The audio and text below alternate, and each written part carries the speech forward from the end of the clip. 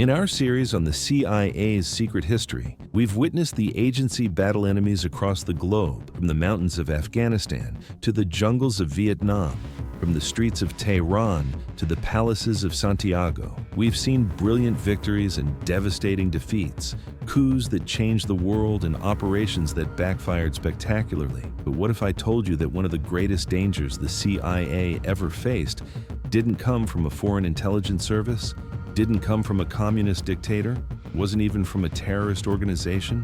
What if the most destructive force the CIA ever encountered was sitting in an office at Langley, Virginia, holding the highest security clearances and charged with the mission of protecting America from enemy spies? This is the story of James Jesus Angleton, the legendary CIA counterintelligence chief who became so obsessed with hunting Soviet moles that he nearly destroyed the very agency he swore to protect. It's a story that will shock you not just because of the scale of the paranoia, but because it shows how fear can be more destructive than any actual betrayal. For 2 decades, from 1954 to 1974, Angleton transformed the CIA into an internal battlefield where no one was above suspicion, where careers were destroyed on mere suppositions, and where the obsessive hunt for an imaginary enemy paralyzed real operations against genuine threats. This is the penultimate chapter in our series on the CIA's secret history,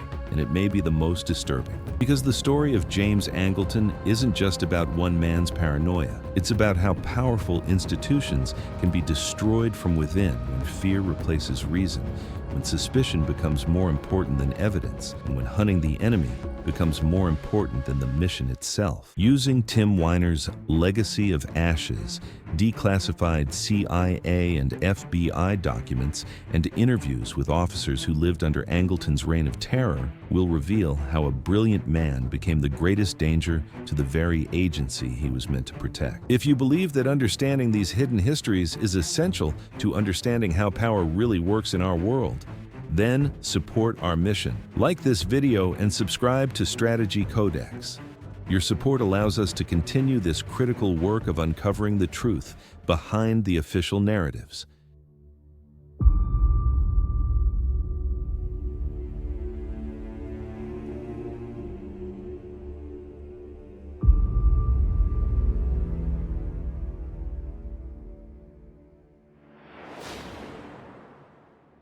To understand how James Angleton nearly destroyed the CIA from within, we need to understand the man and the world that created him. Born in 1917 in Boise, Idaho, Angleton spent part of his youth in Italy, where his father worked for the National Cash Register Company. This Italian experience would prove fundamental to his future. He spoke fluent Italian, understood European culture deeply, and developed a taste for poetry and literature that would accompany him throughout his life. At Yale, he edited a literary magazine and published poets like Ezra Pound and E. Cummings. He was an intellectual, a man of refined culture in a world of brutal spies. During World War II, Angleton served in the OSS, the CIA's predecessor in Italy. It was there he learned the dark arts of counterintelligence, working with the Italian resistance and penetrating Nazi spy networks. He was brilliant at it. Angleton had a mind that could see connections where others saw only coincidences, patterns where others saw only chaos. After the war, he remained in Italy as the CIA's Rome station chief, where he developed a network of contacts that ranged from mafia members to Vatican politicians. It was in Rome that Angleton made his first major move, what would become a decades-long shadow war. Using his contacts in the Italian mafia and the Italian Secret Service, he channeled millions of dollars in CIA black money to defeat the communists in the 1948 Italian elections. It was a brilliant operation and completely illegal. Angleton had penetrated the Italian Secret Service so deeply that, as he himself said, he practically ran it. This early success established his reputation as a master of manipulation and deception. In 1954, Allen Dulles, the CIA director, brought Angleton back to Washington and named him Chief of Counterintelligence. It was a position of immense power. Angleton would be responsible for protecting the CIA from foreign penetration, for identifying and neutralizing enemy spies, for ensuring America's secrets remained safe. And initially, He was extraordinary at it. Angleton created a system of compartmentalization so complex that not even CIA directors knew everything he was doing. He maintained files on everyone, Americans and foreigners, friends and enemies. But it was an event in 1961 that would transform Angleton from a brilliant intelligence officer into a paranoid ghost hunter. Anatoly Golitsyn, a KGB major, defected to the United States and went straight to Angleton with a story that confirmed the counterintelligence chief's worst fears. Golitsyn said the KGB had moles deeply infiltrated in all Western intelligence agencies, including the CIA. He said there was a Soviet master plan to deceive the West, that every future defector would be a double agent sent to disinform, that nothing that appeared to be true was real. For Angleton, Golitsyn was the holy grail of intelligence. Here was confirmation of everything he suspected. The Cold War wasn't just a battle between two superpowers, it was a war of mirrors, where nothing was what it seemed, where every victory could be a disguised defeat, where every ally could be an enemy waiting to strike. Angleton embraced Golitsyn's theories with religious fervor. He began to see Soviet moles everywhere. Angleton's first target was Yuri Nosenko, another KGB defector who arrived in the United States in 1964.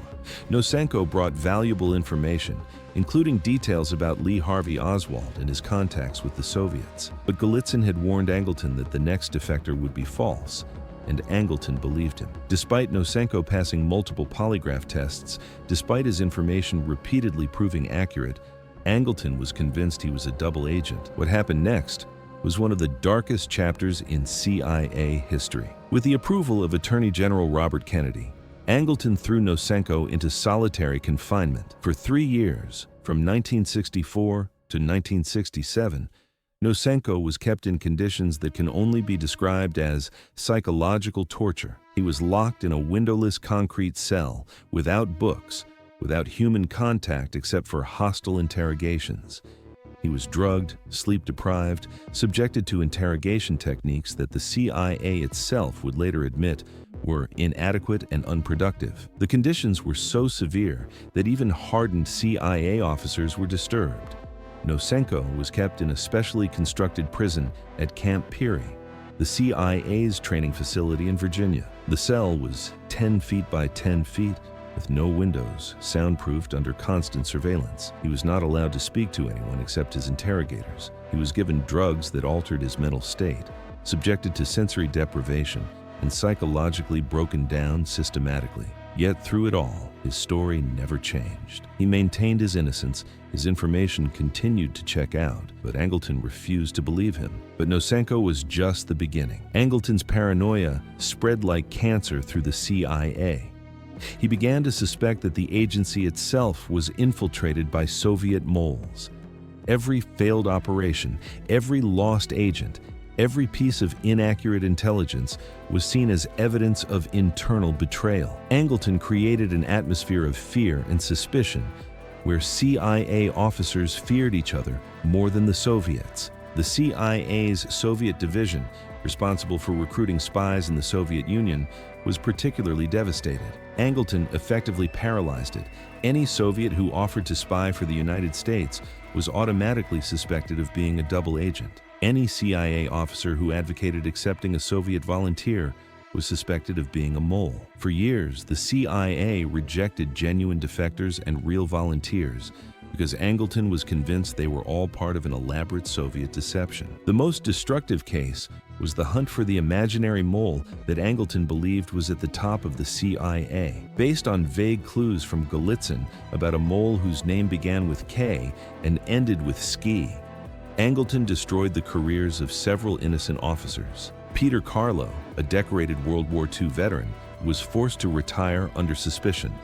His life was ruined, his reputation destroyed, and years later he would be completely exonerated. But the damage was done. Richard Kovich, another officer, was also targeted because his name fit the pattern. He was subjected to endless interrogations, constant surveillance, and professional ostracism. His career never recovered. And these were just the most well-known cases. Dozens of CIA officers saw their careers destroyed or damaged by Angleton's paranoia. The atmosphere became so toxic that talented officers began leaving the agency in droves.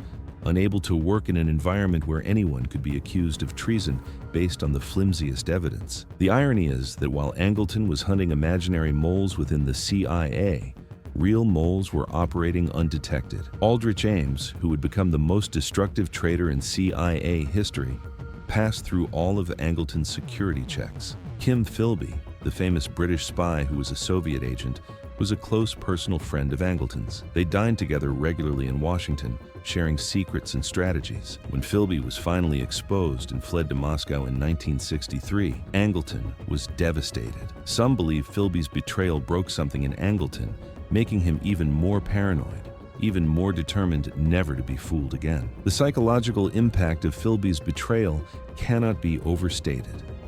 Angleton had considered Philby not just a colleague, but a mentor and friend.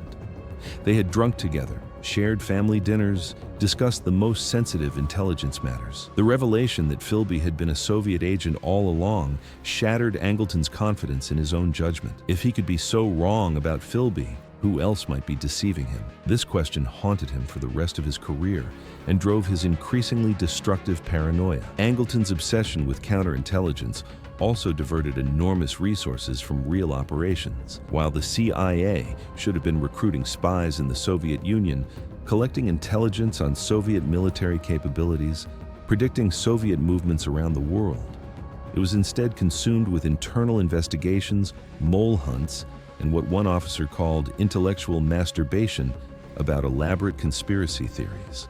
Angleton's mail-reading program, codenamed HT Lingual, violated American law by opening and photographing mail from American citizens for 20 years. He maintained files on prominent Americans, from Martin Luther King Jr. to John Lennon, from journalists to members of Congress. Angleton operated his own surveillance state within the surveillance state, accountable only to himself and his obsessions. The program intercepted over 215,000 letters, photographed 2.7 million envelopes, and created a vast database of American citizens' private communications, all without warrant or oversight. In 1973, William Colby became CIA director and quickly realized that Angleton had become a bigger problem than any external threat. Colby discovered that Angleton was withholding information even from him, that entire operations were paralyzed by paranoia, that morale at the agency was at its lowest point in history. Talented officers were leaving the CIA in droves, unable to work under the atmosphere of suspicion and fear that Angleton had created. The breaking point came when the New York Times revealed Angleton's illegal domestic spying program in December 1974. The scandal was immense. Congress began investigations, the media demanded answers, and the American public was shocked to discover that their own intelligence agency was spying on American citizens. The revelations came at a time when America was already reeling from Watergate, and the discovery of yet another government abuse of power further eroded public trust. Colby had no choice. On Christmas Eve 1974, he fired James Jesus Angleton. Angleton left the CIA a broken but unrepentant man. Until his death in 1987, he remained convinced he was right, that the moles were there, that he was the only one who could see the truth. In his rare public interviews, he spoke in riddles and metaphors, comparing the intelligence world to a wilderness of mirrors where nothing was real and everything was possible. He never admitted being wrong about Nosenko, about the imaginary moles, about anything. He spent his final years tending his orchids and corresponding with fellow conspiracy theorists, still seeing patterns and plots where none existed. Angleton's legacy is complex and disturbing. On one hand, he was undeniably brilliant, a master of counterintelligence who understood the complexities of espionage better than almost anyone. His techniques and methods are still studied in intelligence schools around the world. On the other hand, his paranoia nearly destroyed the CIA from within, paralyzed crucial operations during the height of the Cold War, and ruined the lives of innocent officers. Even more disturbing, many of the surveillance techniques and domestic programs Angleton created set precedents that echo to this day. Mass data collection, citizen surveillance, the culture of suspicion and fear, all have their roots in Angleton's programs. When Edward Snowden revealed the extent of NSA surveillance in 2013, Many intelligence veterans saw Angleton's ghosts in the modern programs. The metadata collection, the bulk surveillance, the assumption that everyone might be a threat. These were all ideas that Angleton pioneered and that modern technology has made infinitely more powerful and invasive. The story of James Angleton is a powerful reminder that sometimes the greatest danger to a democracy comes not from external enemies, but from internal fear. When paranoia replaces analysis, when suspicion becomes more important than evidence, when protecting the institution becomes more important than serving its mission, the result is always destructive. Angleton believed he was saving America from communism, but he nearly destroyed the very agency charged with protecting it. Most tragically, Angleton's obsession with imaginary moles blinded the CIA to real threats. While he was hunting ghosts within the agency, the Soviet Union was recruiting real traitors like Aldrich Ames and Robert Hansen. While he was paralyzing operations for fear of disinformation, the Soviets were expanding their influence around the world. While he was destroying careers based on suspicion, actual Soviet agents were stealing America's most sensitive secrets. Angleton's paranoia didn't make America safer, it made it more vulnerable. This is the enduring lesson of James Jesus Angleton. Fear can be more destructive than any external enemy. Paranoia can paralyze more effectively than any sabotage. And sometimes, the monster hunter becomes the very monster he seeks to destroy. In a wilderness of mirrors, Angleton lost himself in his own reflections, unable to distinguish between real threats and imaginary shadows, between legitimate protection and paranoid destruction. His story serves as a cautionary tale for any democracy, that the institutions we create to protect us can, if not properly controlled and overseen, become the very threat they were designed to prevent. This was the penultimate story in our series on the CIA's secret history, an agency that has shaped the modern world in ways we're only now beginning to understand. If you believe these hidden stories need to be told, that the truth about how power really operates needs to be revealed, then join us. Like this video, subscribe to Strategy Codex, and turn on notifications so you don't miss our final episode.